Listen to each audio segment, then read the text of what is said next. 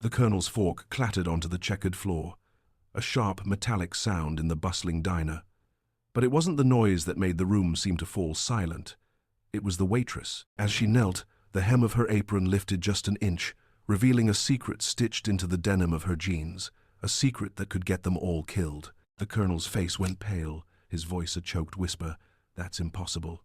He knew that patch, and the ghost who wore it was supposed to be long dead. Before we carry on, please hit the subscribe button to make my day, and let me know where you are watching from in the comments. The first hint of dawn was a pale, grey wash against the window of Elena Shaw's small apartment, a light so gentle it seemed hesitant to disturb the quiet. For Elena, the quiet was a sanctuary, a carefully constructed fortress against a world she had fought to leave behind. Her morning routine was a ritual, a series of precise, economical movements that began long before the sun crested the horizon. The scrape of the metal scoop against the coffee beans, the low gurgle of the machine as it brewed, the familiar weight of the ceramic mug in her hands, these were the anchors of her new life. Each scent, each sound, was a brick in the wall she had built around her past. She moved with a discipline that was second nature, a quiet efficiency that seemed out of place in the simple act of making breakfast. It was a holdover, a piece of the woman she used to be, a woman who measured every action in terms of survival. Looking in the mirror, she saw a face designed for forgetting. Plain, unremarkable features, hair pulled back in a simple, nonsense ponytail, eyes that she deliberately kept soft and unassuming. There were no sharp edges to this version of herself, no hint of the predator that slept beneath the surface. A profound sense of relief washed over her, the same relief she felt every morning. Anonymity was a balm, a cool cloth on a fevered memory. She savored the simplicity of her choices now, coffee or tea, toast or oatmeal, decisions that didn't carry the weight of life and death. Yet, even in the peaceful solitude of her apartment, the hyper-awareness never truly slept. It was a low hum beneath the floorboards of her consciousness, a flicker of restlessness in her blood. A car backfiring down the street would still cause her muscles to tense for a microsecond before she consciously forced them to relax. The shadow of a bird passing her window could make her glance up, her mind automatically calculating trajectories and threats. She pushed it all down, burying the instincts of a hunter under the placid demeanor of a waitress. It was a constant, exhausting effort, but it was the price of peace. By the time she arrived at the Greasy Spoon, the on-base diner was already a hive of activity. The air was thick with the sizzle of bacon on the griddle, the clatter of heavy ceramic plates, and the low, rumbling murmur of soldiers' conversations. It was a symphony of the mundane, and to Elena, it was beautiful. She navigated the controlled chaos with a practiced, easy grace, her body weaving through the narrow gaps between tables as if she were flowing water. "Morning, Brenda," she said, her voice warm as she tied the starchy white apron around her waist. Brenda, the diner's owner, a woman whose warm, motherly presence was as much a fixture as the red vinyl booths, gave her a knowing smile. "Morning, hun. Coffee's fresh. They're a hungry bunch today." Elena was good at her job. More than good, she was a natural. She refilled coffees without being asked, remembered who liked their eggs scrambled dry and who wanted their toast barely kissed by the toaster. She traded light banter with the regulars, her smile a constant, reassuring presence. She was part of the scenery, as unremarkable and as essential as the salt shakers on the tables.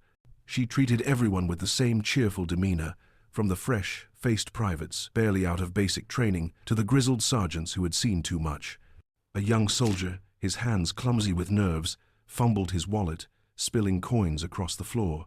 "Don't you worry about that," Elena said, her voice a soft counterpoint to his flustered apologies. She knelt down, helping him gather the change with a kind word that instantly put him at ease. She was a ghost of a different sort here, a friendly spirit who existed only to serve, to soothe, to be forgotten the moment the soldiers walked out the door. It was the perfect camouflage. Colonel Marcus Harding was not a man who frequented diners. He preferred the sterile quiet of the officers' mess, a place where order reigned and conversations were kept to a respectable murmur. But a logistical snag with a supply convoy had kept him on the line with the Pentagon for hours, and by the time he was done, the mess was closed. So he found himself in a booth at the Greasy Spoon, the cheerful noise grating on his nerves. He was a man who carried his authority like a second skin, his posture ramrod straight even when seated, his eyes constantly scanning, assessing.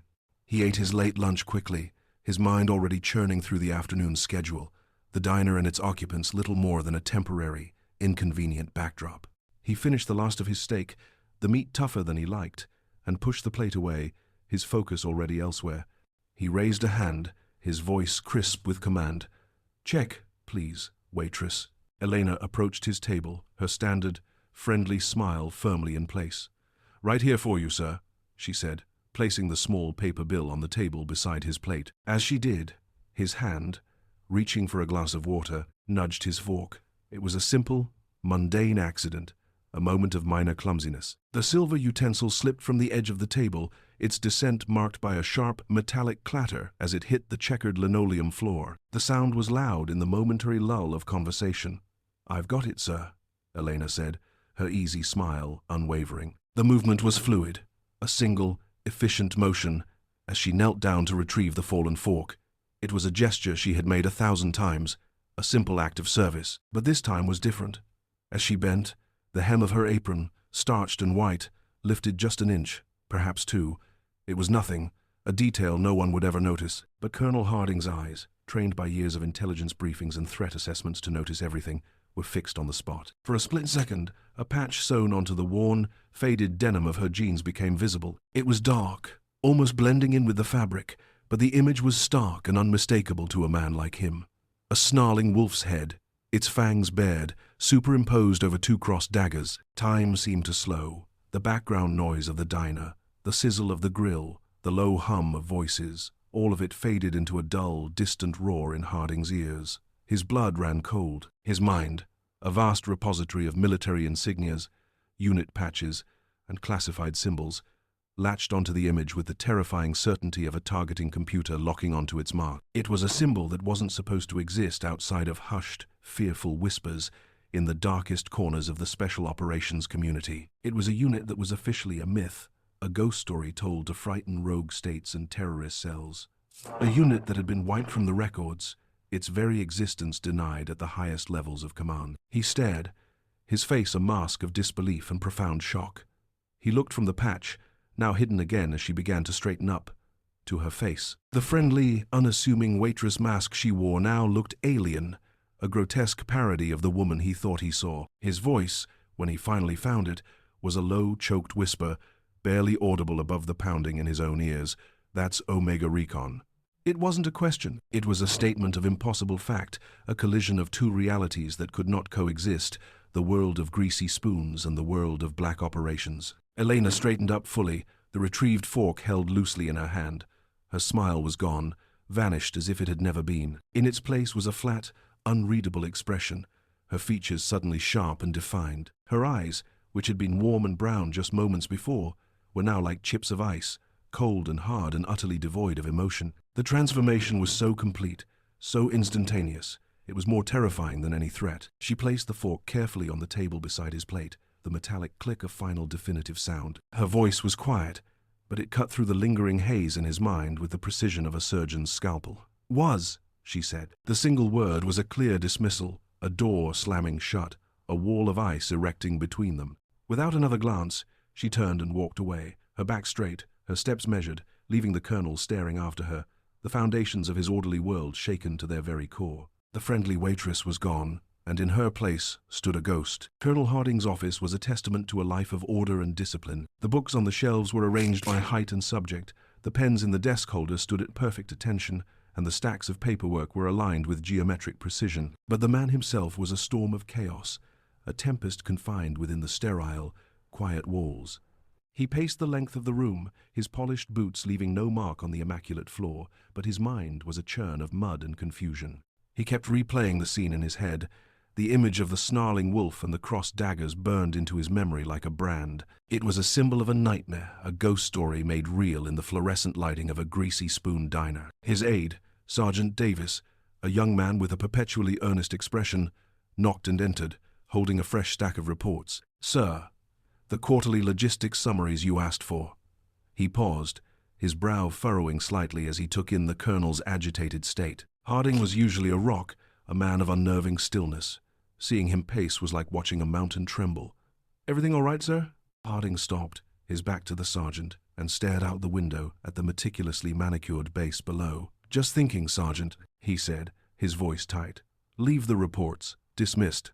"Sir," Davis said, placing the files on the corner of the desk before retreating, closing the door with a soft click. The moment he was alone, Harding moved to a secure terminal in the corner of the room, a machine that was dark, silent, and connected to the military's most classified networks. He sat down, the chair groaning under his weight, and entered a string of alphanumeric passcodes. The screen flickered to life, displaying a simple, text-based interface. His fingers, usually so steady, trembled slightly as he typed the search query, Omega Recon. He hit enter. The machine whirred for a moment, a sound like an indrawn breath, before displaying the result in stark green letters. No results found. His jaw tightened. He knew it was a long shot. He tried variations, his mind racing through the old whispers and fragmented rumors he'd overheard during his time as a liaison with the Joint Special Operations Command, Project Omega. The result was the same. Wolf daggers. Again, nothing. It wasn't just that the information was classified, it was that it didn't exist. The files hadn't been locked, they had been scrubbed, cauterized from the digital record with a level of thoroughness that was itself a terrifying admission of the unit's importance. The military didn't just lose a unit. This level of secrecy meant it was blacker than black, an operation so deep its own shadow had been erased. Frustration mounted, hot and sharp. He knew what he saw. He leaned back, running a hand over his face. He had to approach this from another angle. He typed in her name, the name from her uniform's name tag, Elena Shaw. This time, he got a result. A file appeared, but it was so thin, so suspiciously mundane, it was more insulting than a denial. According to the official record, Elena Shaw was born in a small, forgotten town in rural Oregon. Her life was a string of unremarkable jobs.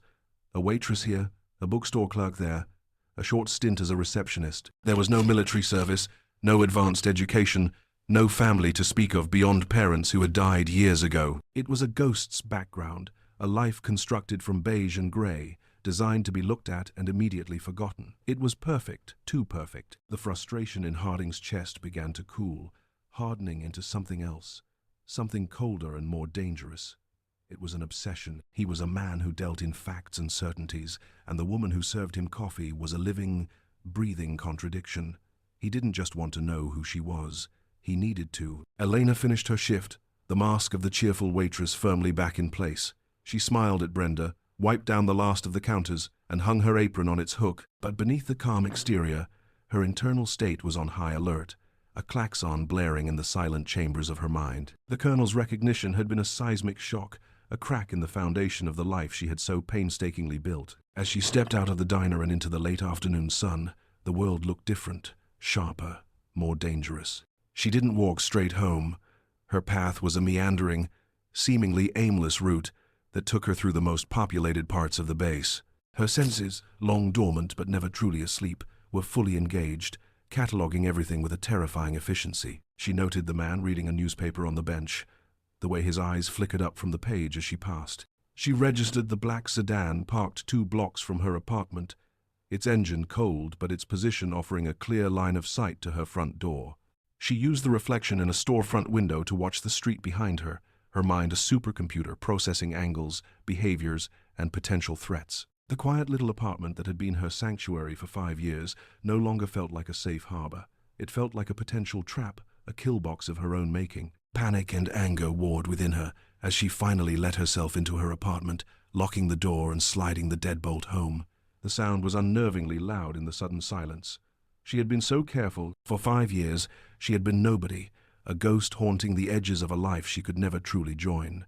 The colonel, with his sharp eyes and his long memory, had shattered that illusion with 2 words. Her first instinct was to run, to burn the identity of Elena Shaw and become someone new, somewhere else. But a deep, profound weariness settled into her bones, an exhaustion that went beyond physical fatigue. She was tired of running. She was tired of looking over her shoulder. She leaned her head against the cool wood of the door, her eyes closing. The faces of her team flickered behind her eyelids, ghosts of a different kind. Alex, with his stupid jokes. Maya, whose hands could disarm a bomb or stitch a wound with the same steady grace. Jorich, the silent giant who had carried her through a firefight. They were all gone, consumed by the fire and thunder of that final mission. The mission that had forced her to disappear. She had survived, but she had left the best part of herself behind in the rubble and the smoke. With a sigh that was more of a shudder, she pushed away from the door. The time for reflection was a luxury she couldn't afford. Her movements became fluid, precise, the waitress replaced by the operative. She began a sweep of her apartment, a routine she had never broken, not once in 5 years. Her fingers traced the edges of the window frames, searching for the minute telltale signs of a listening device. She ran a small handheld detector over the phone lines and electrical outlets. Her hands, which had poured coffee and carried plates all day, moved with a lethal, ingrained muscle memory. Finding nothing, she moved to her bedroom closet. Behind a false back panel, she felt for the familiar outline of a small, waterproof case. She pulled it from its hiding place. Inside, nestled in custom, cut foam, was a single item, a burn phone. It was an anonymous, untraceable satellite phone, her one and only link to the world she had left behind. She stared at it, her jaw tight, her knuckles white as she gripped the case. The temptation to power it on, to send out a warning, was a physical ache in her chest, but she resisted. Turning it on would be an admission of failure. It would put her back on a grid she had nearly died to escape. Not yet. She closed the case, the click echoing the deadbolt, and put it back in its hiding place.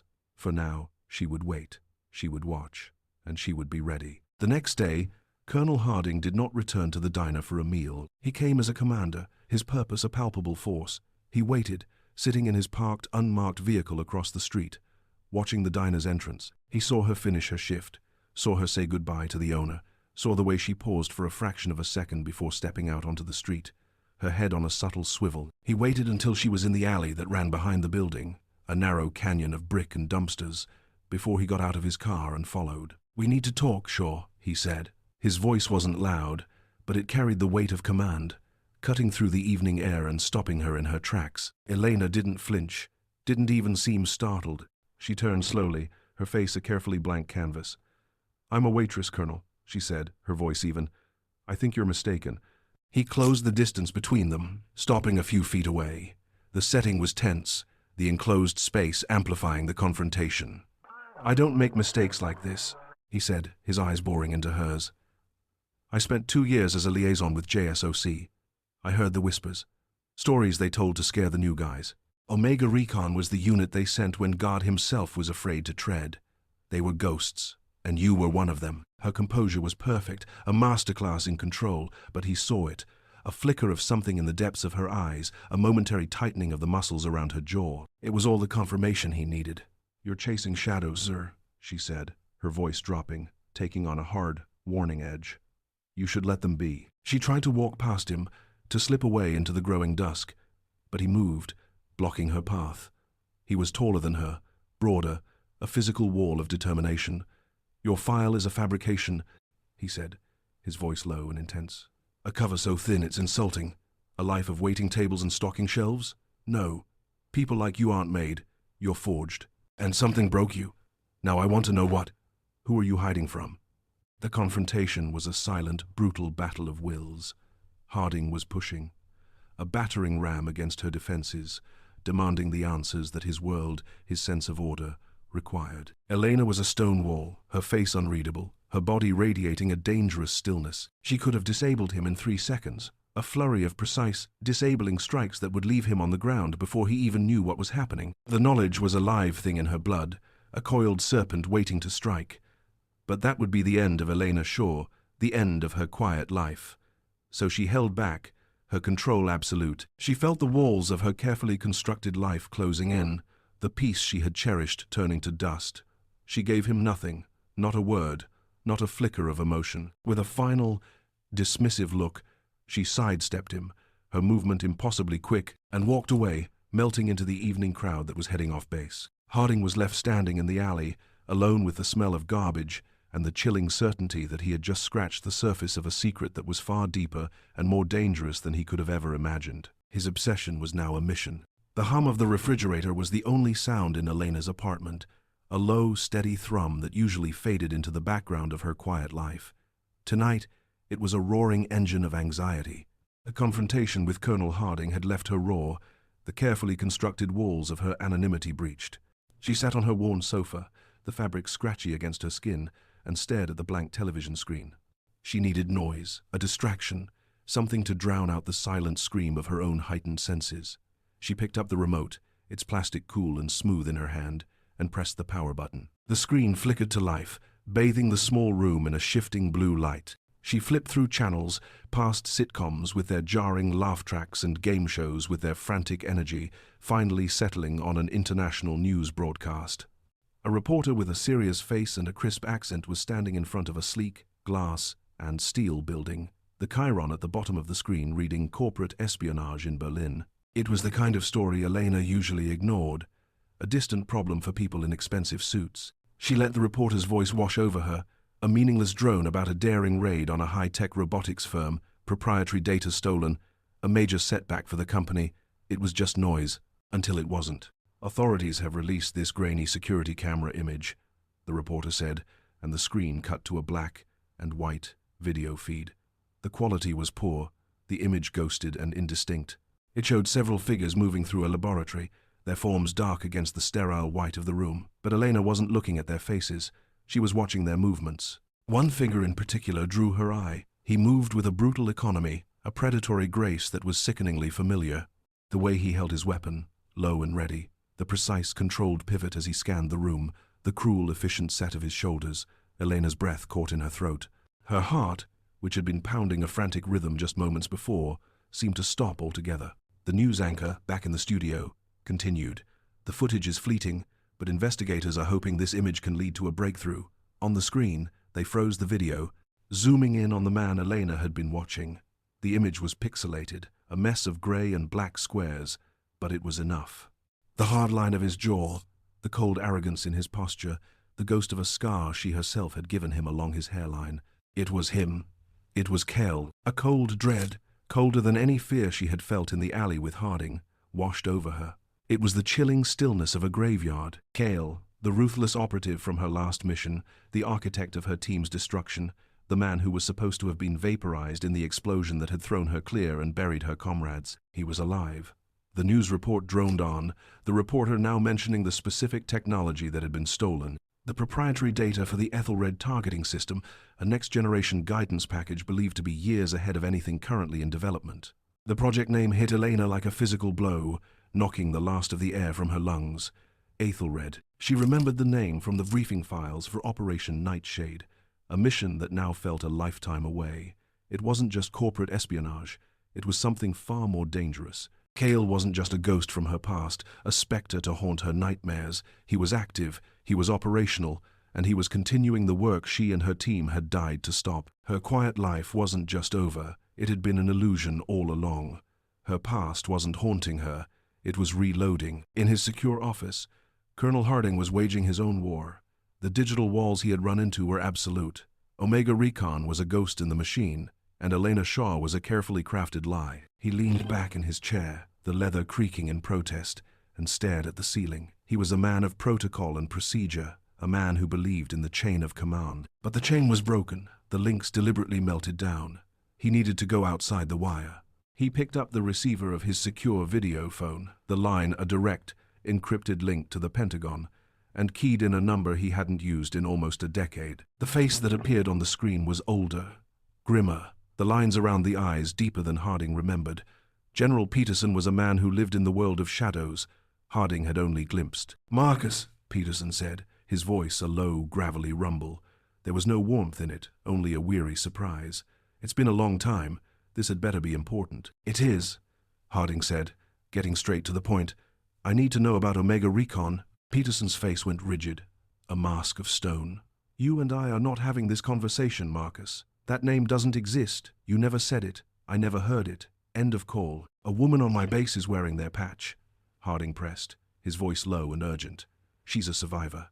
I need to know what I'm dealing with." The general's eyes, hard and unforgiving, seemed to look right through the screen, right through Harding himself. "You are dealing with something you should have walked away from the second you saw it. You can't ask me this, Marcus. You have no idea the doors you're trying to open." "Then just give me a name," Harding pleaded, leaning forward, his desperation overriding his military decorum. "A point of contact, a mission file, anything. I have a ghost walking around my base, and I need to know if she's the one being haunted or the one doing the haunting." A long, tense silence stretched between them. Peterson seemed to age another 10 years, the weight of the secrets he kept pressing down on him. Finally, with a deep, reluctant sigh, he relented. but only just. I can't give you anything on the unit. It doesn't exist, he repeated, the words a clear warning. But the whispers you heard, the mission that made them ghosts, look into Operation Nightshade. He held up a hand, cutting off Harding's next question.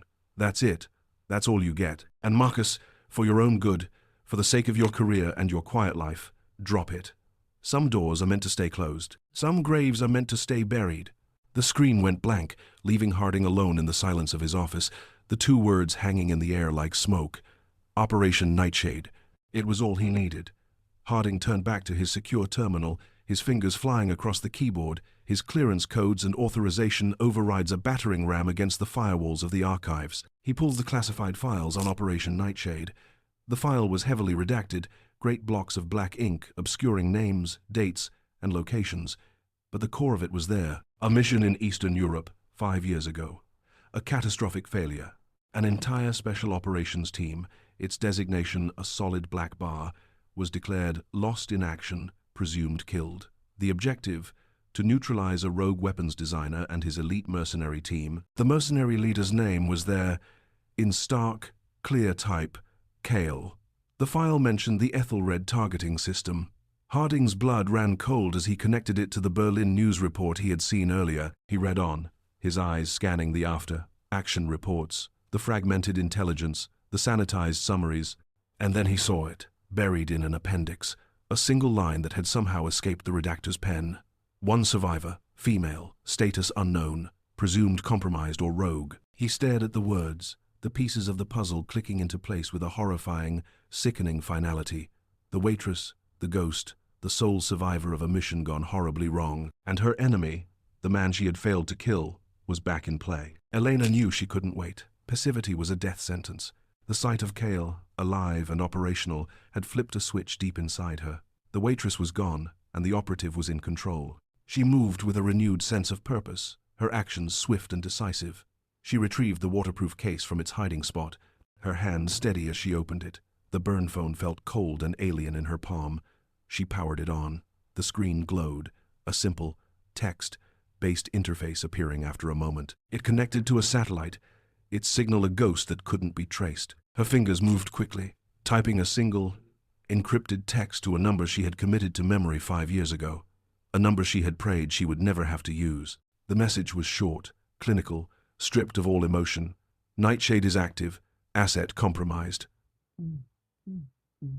She hit send, the action feeling like a final, irrevocable surrender. It was an admission of failure, a signal flare sent up from the ruins of her quiet life.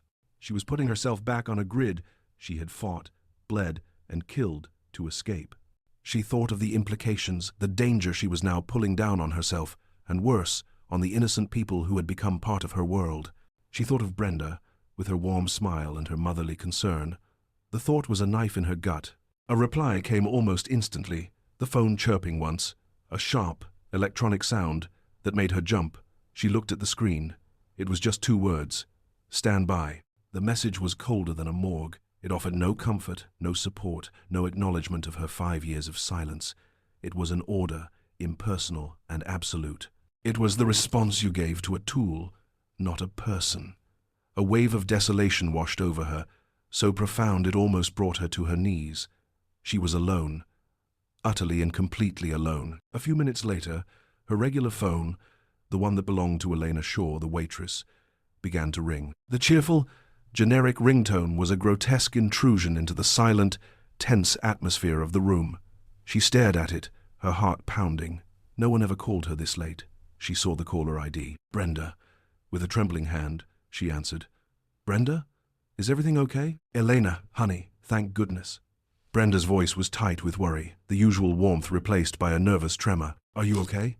I'm sorry to call so late, but there was a man here, at the diner. He came in just after you left, asking about you. Elena's blood turned to ice. She stood perfectly still, the phone pressed hard against her ear. A man? What did he want? He said he was an old friend, Brenda continued, her voice dropping. But he wasn't friendly, Elena. He gave me the creeps. He asked where you lived, what your schedule was. I told him I don't give out my employees' personal information, of course. But it was his eyes, honey. I don't know, his eyes were cold. Like a shark's eyes. Elena's world narrowed to a single, terrifying point. Cale wasn't just a ghost on the news, a problem in a distant country. He was here, or his people were. They had found her. The quiet life she had built was not just over, it was about to be burned to the ground. The sun was setting, casting long, distorted shadows that clawed their way across the pavement as Elena left the diner. She felt the eyes on her before she consciously registered the source, a prickling sensation on the back of her neck, a change in the atmospheric pressure that only a predator can sense. Brenda's warning about the man with cold eyes echoed in her mind, not as a surprise, but as a confirmation of a clock she knew was ticking. Across the street, a man loitered near a newsstand, trying to look casual, but his posture was all wrong. He was too still, his shoulders too square, his attention not on the magazines but fixed in her direction. He was a hunter, poorly disguised as a browser, and his stillness was that of a wolf waiting for the deer to wander into range. Elena's training screamed at her to break line of sight, to use the nearest alley and be gone in a whisper of displaced air, but that was the operative's response. Elena Shaw, the waitress, wouldn't do that. Running would be an admission, a confirmation for any other watchers, so she didn't run. She continued walking, her pace unchanged, her path taking her away from the quiet street her apartment was on and toward the more crowded central plaza of the base, where soldiers and their families were enjoying the cool evening air.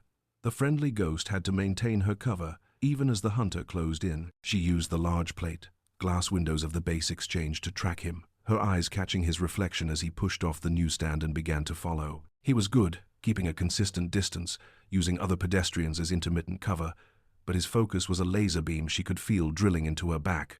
The adrenaline was a familiar, unwelcome fire licking at her veins, a taste of copper in her mouth. It didn't bring panic, but a cold, terrible clarity. The world sharpened, colors became more vivid, sounds more distinct. She could hear the crunch of gravel under a child's shoe 50 feet away, smell the cloying sweetness of perfume from a woman passing by. At a busy crosswalk, she saw her opportunity. A heavy rumbling transport truck, one of the big M939 5 tons, was approaching, its engine a low growl that vibrated through the soles of her shoes. As the light changed and the crowd of pedestrians began to surge forward, she made her move. With a small, convincing gasp of frustration, she let her bag, heavy with a book and her spare shoes, slip from her shoulder. "Oh, honestly," she muttered, the picture of mild annoyance. She bent down in a fluid motion, the same efficient kneel she had used in the diner, the one that had started this whole nightmare. But this time, as she reached for the bag, she spun on the ball of her foot, a tight, controlled pivot. For a single, critical second, the massive bulk of the transport truck passed between her and her pursuer, a moving wall of green steel. It was all the screen she needed. Instead of straightening up, she stayed low and launched herself sideways into the narrow, dark mouth of an alley between two shops. She landed silently on the balls of her feet and was gone, melting into the deeper shadows within. The would-be attacker, his view momentarily blocked, stepped into the street, his eyes scanning the crowd on the other side, a frown of confusion twisting his features. He searched for the plain, brown-haired waitress, the easy target who had simply, impossibly, vanished into thin air. Elena pressed herself against the cold brick of the alley wall, her breathing controlled, even. The fire in her veins was no longer just adrenaline, it was a cold fury. The close call confirmed everything. They weren't just watching, they were closing the net. And she couldn't handle this alone. Not here. Not on a populated military base where every action was scrutinized, where her very existence was a lie she had to protect. To fight back was to reveal herself. To remain a ghost was to be cornered and killed. Colonel Marcus Harding, from the driver's seat of his car a block away, witnessed the entire breathtaking maneuver. He had been alerted by his own quiet surveillance, a simple request to base security to keep an eye out for anyone taking an undue interest in the diner waitress. The call had come minutes ago, and he had arrived just in time to see the stalker and his prey. He watched Elena's evasive action, not with surprise, but with a grim sense of validation. It was a textbook piece of tradecraft, a ghost's exit, so smooth and seamless it was almost beautiful. It was the final, irrefutable proof he needed. He didn't follow her into the alley. He knew she wouldn't go to her apartment. It was compromised. Instead, he drove, his route calm and deliberate, to a secluded park on the far edge of the base. It was a quiet place of old oak trees and worn wooden benches overlooking a small, placid lake. And there she was. He found her sitting on a bench, not looking at the water, but at the distant horizon, her shoulders tight with tension, a solitary figure silhouetted against the fading purple and orange of the sky. He got out of his car and approached, his footsteps quiet on the soft grass. He didn't come at her with aggression, not with the bluster of a commander, but with a quiet gravity, the tone of a man entering a church. "That was a professional move," he said, his voice calm as he came to a stop beside the bench. "He never stood a chance." Elena didn't look at him, her gaze remaining fixed on the horizon. The waitress mask was gone, leaving her face stark and weary in the twilight. "I don't know what you're talking about," she said, her voice flat, the denial a hollow reflex. Harding sat down beside her, leaving a respectable distance between them.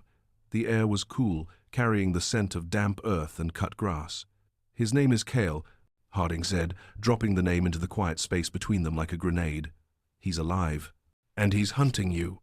He saw her flinch, a small, almost imperceptible tightening of her entire body. He pressed on, laying his cards on the table.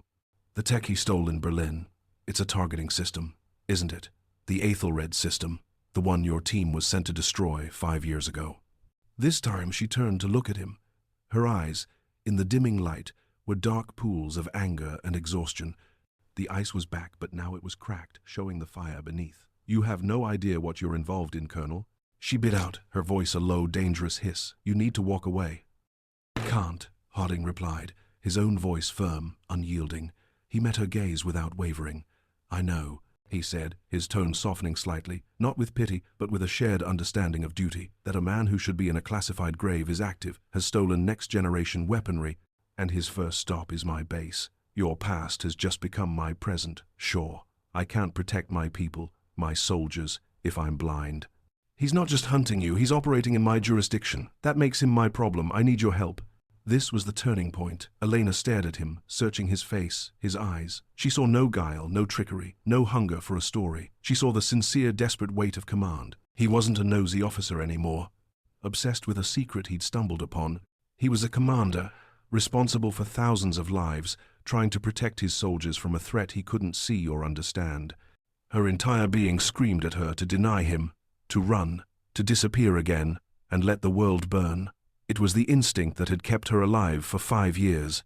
But another instinct, one that had been drilled into her, forged in fire and loss, rose to challenge it. The duty to protect, the oath she had taken.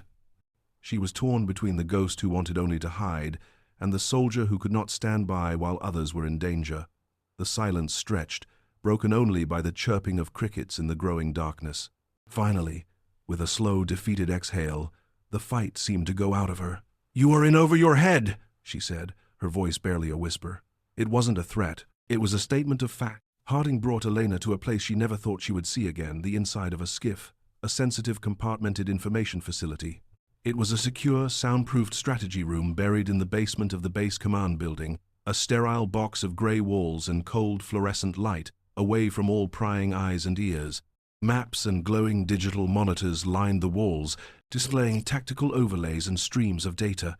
Sergeant Davis was already there, standing stiffly beside a large conference table. His expression was a mixture of profound shock and utter confusion as he saw the diner waitress, the woman who served him coffee every morning, walk into the most secure room on the base, flanked by the colonel himself. "Sergeant Davis," Harding commanded, his voice echoing slightly in the soundproofed room. "What is said in this room, what you see in this room, is above top secret. It does not exist. Is that understood?" Davis, his eyes wide, could only nod, his gaze flicking from Harding to the impossibly calm woman beside him. "Yes, sir," he managed to say, his voice a little shaky. Harding turned to Elena, his expression serious. "The floor is yours," he said simply. "Tell me everything." Elena hesitated for a single, long moment, her eyes sweeping over the room, the maps, the screens, the 2 soldiers watching her. It was a world she had sworn she would never re-enter. Then, with a deep breath, the dam broke. The story poured out of her, not in a torrent of emotion, but in a flat, clinical recitation of facts, each one colder and harder than the last. She told them about Operation Nightshade, about the mission to neutralize a brilliant but sadistic weapons designer. She described Cale not just as a mercenary, but as a true believer, a zealot who saw war and chaos as purifying forces, necessary tools to burn away a weak and decadent world. She recounted the ambush, the overwhelming force, the the brutal efficiency of Kale's team. She spoke of the explosion she had barely survived, the one that had listed her entire unit, her family, as lost in action. Davis listened, his face growing paler with every word. Harding stood like a statue, his jaw clenched, absorbing the horrific reality behind the redacted file he had read. "He's not just after revenge," Elena continued, her voice dropping even lower. "Revenge is too small for a man like Kale. He's finishing what he started." She walked over to one of the monitors, her movements sure and precise. "The Ethelred system he stole in Berlin, it's not just a targeting system. On its own, it's just code. But Kale's designer had also created a prototype drone, a small, stealth UAV with a unique propulsion system. The firm Kale raided was the same one that absorbed the designer's company after he was supposedly killed. When you pair the Ethelred code with that specific drone, you create a weapon that can bypass any known missile defense system. It's a ghost. It has virtually no radar or heat signature." Harding finally spoke, his voice grim. "What's the target?" "It isn't me," Elena said, turning to face them. "I'm just a loose end he wants to snip. His target is the diplomatic summit." Davis looked confused. "The trade summit, sir?" "That's happening at the resort, 50 miles from here." "It's not a trade summit," Elena corrected him, her eyes locking with Harding's. "It's a high-level, back-channel peace talk between two nuclear-armed nations that have been on the brink of war for a year. It's not public knowledge." Harding's face went ashen as the full scope of the threat crashed down on him. An attack on that summit would not just kill diplomats. It would shatter a fragile peace and almost certainly trigger a global conflict. "He's going to ignite a war," Harding breathed. "That was always his goal," Elena confirmed. "To be the spark that sets the world on fire." She looked down at her hands, a flicker of a new, colder despair in her eyes. "When I contacted my old handlers, their reply was 2 words, stand by. That's not an order to wait for instructions. It's a disavowal. It means the asset is compromised and is to be considered expendable. They're cutting me loose, burying me along with the mission. They won't act, because acknowledging the threat means acknowledging that Omega Recon existed and that they failed." She looked up, her gaze sweeping over the 2 men. "I am truly on my own." In the sterile silence of the war room, the 3 of them stood. A disgraced colonel, a stunned sergeant, and a ghost who had just been abandoned. The reluctant alliance was sealed, not by a handshake or an order, but by the shared, terrifying weight of the truth. Harding led them to a different kind of secure room, one that didn't deal in information but in application. He unlocked a heavy steel door marked with a simple, unassuming sign, "Quartermaster, Special Projects." The air that rolled out to meet them was a ghost from Elena's past, a thick, evocative perfume of gun oil, cleaning solvent, and tactical nylon. It was the scent of long nights, of adrenaline, of a life she had tried to bury. For a moment, she faltered at the threshold, the smell a physical force pushing her back into a world of pain. Then, she straightened her shoulders and stepped inside. The room was a cage of steel mesh lockers, each one filled with off-the-books equipment that officially didn't exist. Sergeant Davis watched, his face a mask of disbelief, as Harding opened a locker and gestured for Elena to help herself. The transformation was instantaneous and terrifying. The weary, haunted woman who had walked into the skiff seemed to shed her skin. Her movements became economical, precise, and imbued with a lethal grace that was both awe-inspiring and deeply unsettling. Her hands, which he had only ever seen holding a coffee pot, moved with a blur of efficiency as she picked up a SIG Sauer P226 pistol from its foam cradle. She didn't just check it, she stripped it on a nearby workbench, her fingers dancing in a complex ballet of muscle memory. The slide, the barrel, the recoil spring, all came apart and were reassembled in a matter of seconds, the final, satisfying click of the slide locking back into place echoing in the quiet room. She didn't reach for the heavy body armor or the ballistic helmet. Instead, she selected a lightweight plate carrier, slipping it on and adjusting the straps until it was snug against her torso. She chose gear that allowed for speed and silence. A web harness, several magazines for the pistol, a combat knife with a non-reflective blade, and a set of lightweight communication gear. She moved with the quiet confidence of a master craftsman selecting her tools. Each piece had a purpose. Each placement was deliberate. Davis, who had been through countless training exercises, had never seen anything like it.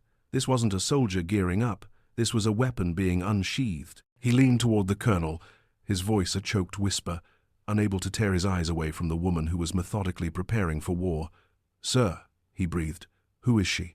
Harding watched Elena, a new, profound respect dawning in his eyes. He saw past the waitress, past the ghost, and saw the warrior she had been forged to be.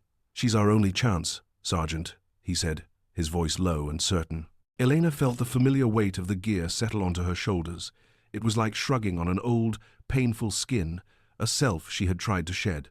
Every buckle she fastened, every magazine she slid into its pouch, was a link back to a life of violence. Part of her, the part that had found a fragile peace in the mundane rhythm of the diner, hated it. It was a surrender, a return to the darkness. But another deeper part of her, the part that was Omega Recon, the part that had been forged in the crucible of Operation Nightshade, felt a sense of purpose click back into place, as definitive and as cold as the pistol she now holstered at her side.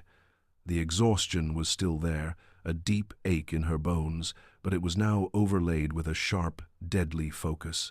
The ghost was armed. Back in the war room, the atmosphere was thick with a new urgency. The digital clock on the main screen was a relentless tyrant, its red numbers counting down, less than 48 hours until the summit began. The analysts Harding had pulled in, the best on the base, were staring at screens, running searches that were turning up nothing. They were looking for ghosts with the wrong tools. Elena, now dressed in the dark, functional gear she had chosen, stood in the center of the room, a stark contrast to the uniformed personnel around her. She had become the calm eye of the storm. She walked over to the lead analyst, a young lieutenant with tired eyes. "You're looking in the wrong places," she said, her voice quiet but carrying an authority that made him sit up straighter. "Cale won't use military or government channels. He thinks they're clumsy, compromised. He builds his networks out of the commercial sector." She leaned over his shoulder, pointing at his screen. "Forget satellite intercepts. Look for encrypted data packets on commercial servers. High-volume traffic routed through multiple shell corporations. He favors nodes in countries with lax data privacy laws, places like Panama, the Seychelles, maybe Estonia. He'll bounce the signal at least a dozen times to hide the origin point." She began listing specific encryption algorithms, commercial backdoors she knew Cale and his designer favored, strings of code that sounded like a foreign language to Davis but made the analyst's eyes widen in understanding. He builds his own protocols, but they have tells. Look for a signature that mimics financial transaction data, but with a payload that's too large and a handshake that's too fast. It's arrogant, but that's Cale. Following her precise, expert lead, the digital hunt began anew. The analysts, energized by the new direction, typed furiously, their screens filling with cascading lines of code. They were no longer searching blindly. They were following a trail of breadcrumbs only Elena could see. For over an hour, the only sounds in the room were the clicking of keyboards and the low hum of the servers.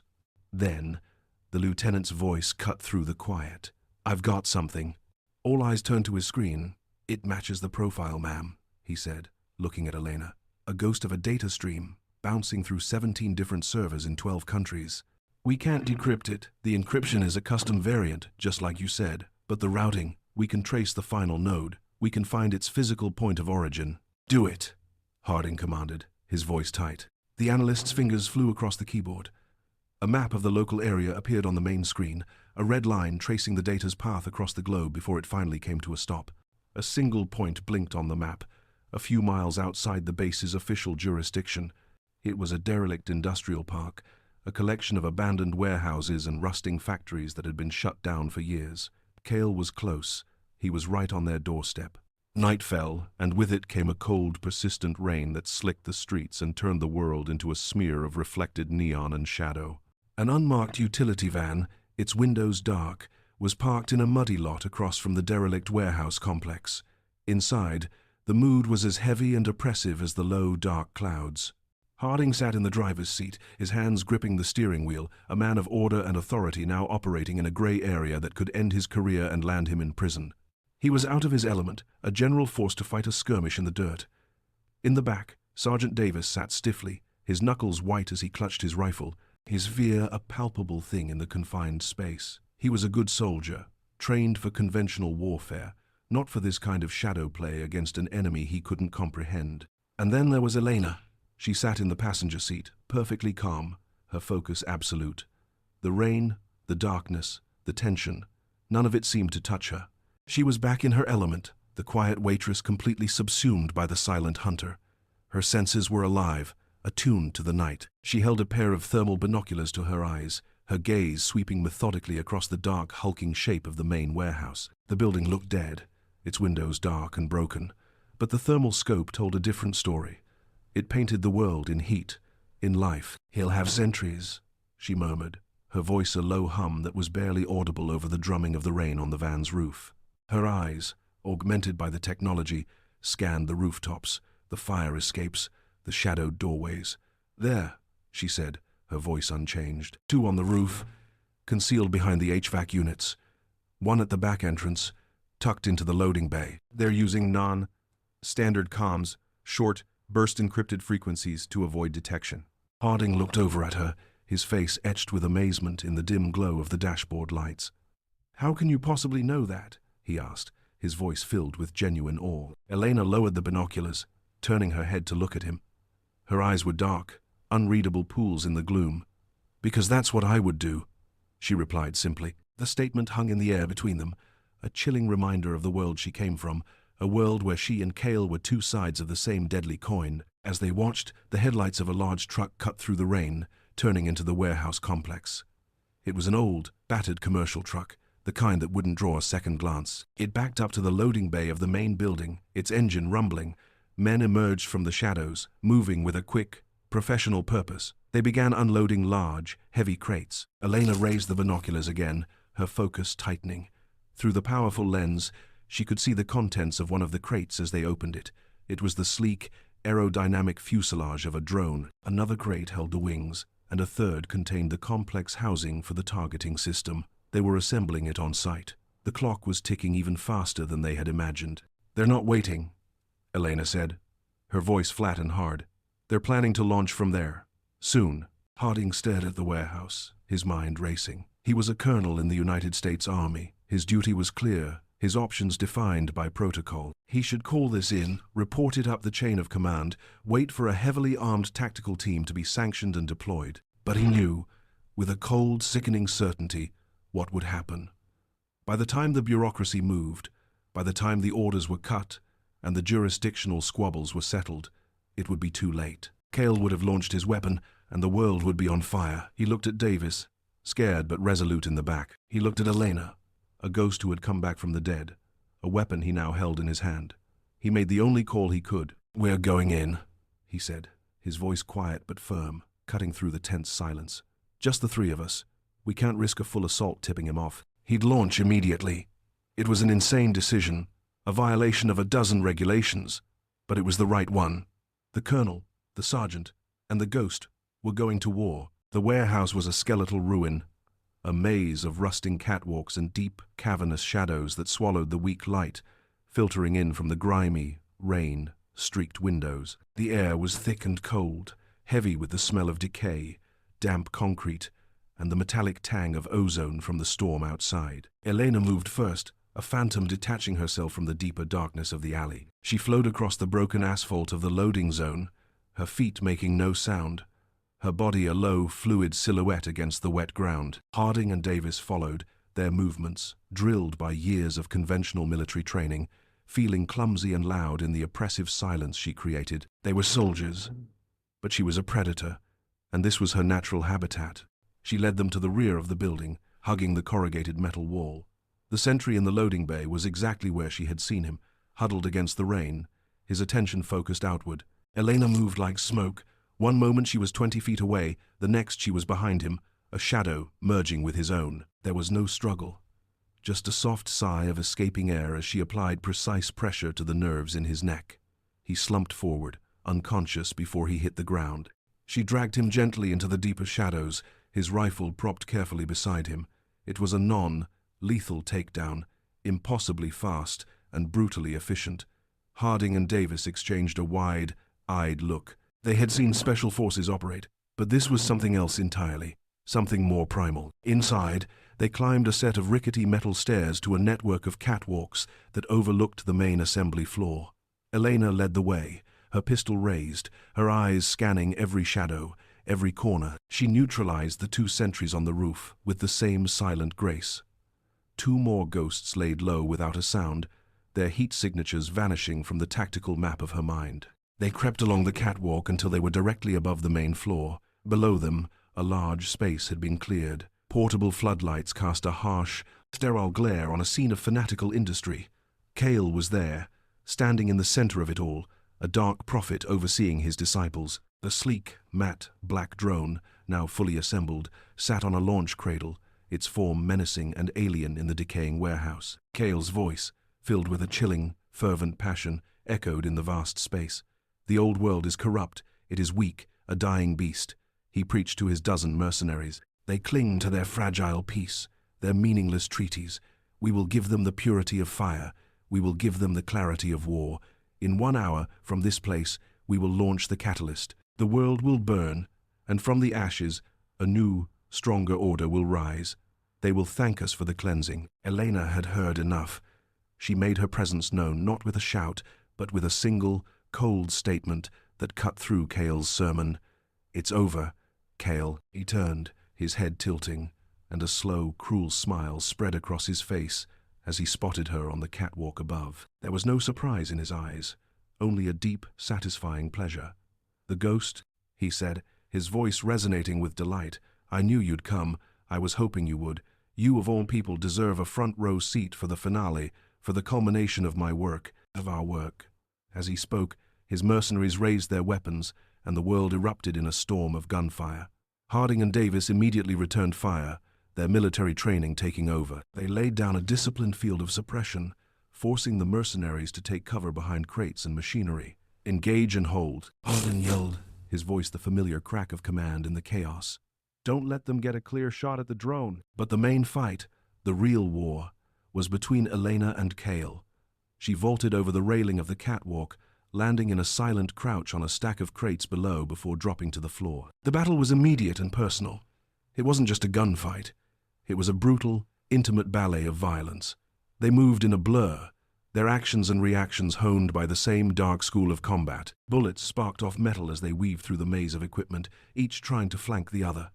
It was a fight between two sides of the same dark coin, a clash of shadows. Elena was faster, more fluid, but Cale was stronger, his movements fueled by a fanatic's rage. He finally cornered her, a powerful kick sending her pistol skittering across the concrete floor. He pinned her against a steel support beam, his forearm pressed against her throat, his face inches from hers, his eyes burning with a triumphant madness.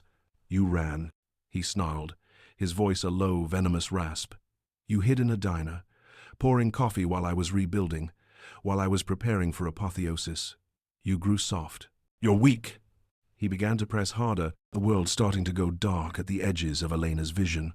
But as he was about to deliver the final, crushing blow, a shower of brilliant white sparks erupted from across the room. A power conduit, struck by a single, precise shot from Harding's rifle, exploded, plunging half the warehouse into strobing darkness and chaos. The diversion was all Elena needed. In that split second of Cale's distraction, her body reacted with pure instinct. Her hand shot up, striking the nerve cluster at his elbow, making his arm go numb. As his grip loosened, she twisted under his arm, her leg sweeping his feet out from under him. He crashed to the ground, and before he could recover, she was on him. In a final, decisive series of movements, she dislocated his shoulder and shattered his kneecap with a precise, disabling strike. He screamed, a sound of pure agony and disbelief. She stood over him, her chest heaving, not with triumph, but with the shuddering force of a storm passing. He looked up at her, his face a mask of pain and hatred. "Why?" he choked out. "Why not finish it?" Elena looked down at the man who had taken everything from her, the man who had haunted her for 5 long years. The urge to end him, to finally close the book, was a physical thing, a burning fire in her blood. But she didn't. "No," she said, her voice quiet but clear over his ragged breaths. "I was healing." The warehouse was silent except for the hum of the now disabled drone and the groans of Cale's captured men. The threat was over. Federal agents, called in by Harding at the last possible second with a cryptic, high-priority flash message, were swarming the scene, their movements crisp and professional as they took Cale and his mercenaries into custody. Elena, Harding, and Davis stood together near the entrance, bruised, exhausted, and splattered with grime. A sense of profound, deep relief washed over them. Davis looked at Elena, his face a mixture of fear and pure, unadulterated awe. He had just witnessed a ghost win a war. Harding looked at her with something deeper, a quiet, unwavering respect that transcended rank and protocol. A man in a perfectly tailored dark suit emerged from the crowd of agents. He moved with a quiet authority that made the other agents give him a wide berth. He was a shadow, a man from the clandestine world Elena had just been dragged back into. He stopped in front of Harding, his eyes cold and assessing. "This incident never happened, Colonel," he said, his voice soft and utterly final. "The official report will state that a gas main exploded. The men in custody are common criminals wanted on unrelated charges. The files will be sealed at a level you can no longer access." He glanced over at Elena, his gaze lingering for a moment, dismissive and cold. "As for her," he continued, speaking to Harding as if she wasn't there, "she was never here. She's a ghost again. A waitress who called in sick today." Harding didn't hesitate. He had crossed a line tonight, and this was the price of that crossing. It was also Elena's only way back to the life she had fought for. He gave a single, sharp nod. Understood. A week later, the Greasy Spoon Diner was back to its normal, bustling self. The sizzle of bacon and the clatter of plates were a comforting symphony. Elena moved through the tables, a coffee pot in her hand, her smile genuine once more. The peace she felt now was different from the fragile illusion she had clung to before. This peace was earned. It was real, forged in fire and settled in her soul. It had weight. Colonel Harding came in, not in his formal uniform, but in casual civilian clothes. He sat at his usual table by the window. Elena walked over, the coffee pot ready. "The usual, Colonel?" she asked, a small, knowing look in her eyes. He looked up at her, and for the first time, he smiled. It was a small, tired smile, but it reached his eyes. "Please," he said quietly, his voice for her alone. "Marcus, and yes, Elena, the usual." She poured his coffee, their hands brushing for a fraction of a second. It was a silent acknowledgement, a pact sealed. When she brought him his check, he placed a crisp $100 bill on the table for a $2 coffee. He didn't say a word about it. As he got up to leave, he paused at the door and looked back at her. He gave her a slight, almost imperceptible nod. It was a nod of thanks, of profound respect, of shared secrets that would forever bind them. Elena watched him go, a real, gentle smile touching her lips. She was no longer just Elena Shaw, the waitress, nor was she the broken ghost of Omega Recon. She was something new, something whole. She had faced her past, not by destroying it, but by integrating it. She had found a balance, a quiet strength in her new life, knowing that the wolf and the daggers were still a part of her. They were not a curse to be hidden, but a strength to be controlled, a guardian to be kept leashed until it was needed. The diner was her sanctuary, but now she was its silent guardian.